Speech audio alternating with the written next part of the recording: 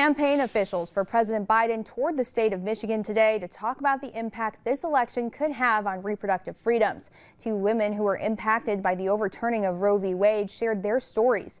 News 10's Capitol correspondent Zachariah Wheaton reports.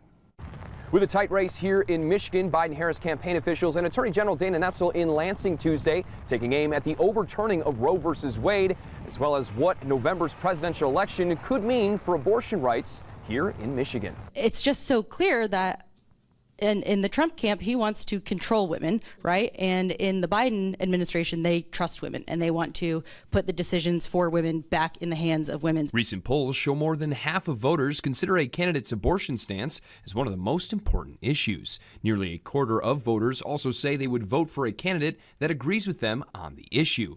That's why they're making their case in person and in a new statewide ad campaign. We need leaders that will protect our rights and not take them away. Former President Donald Trump told supporters in Michigan last week the overturning of Roe v. Wade was a good thing for the country, saying states making their own decisions on the issue has actually unified the country. To take abortion out of the federal government, that was the idea, and to move it into the states and let the states make the decision, let the people decide. After 50 years, we were able to do that. And now you're seeing it done.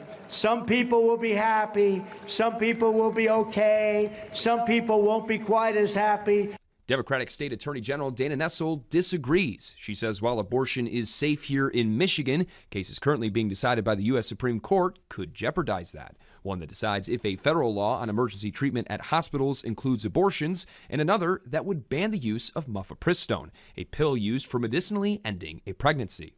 I don't know what's more government overreach than the government, deciding that they should have a say in, your ovulation cycles. But that's what we're going to get under another Trump administration. Recent polls show a tight race here in Michigan, with President Joe Biden planning another trip to the state, where Michigan could play a key role in him securing his re-election bid. Reporting in Lansing, I'm Zachariah Wheaton, News 10. Supreme Court justices did signal in March they likely won't limit access to mifepristone.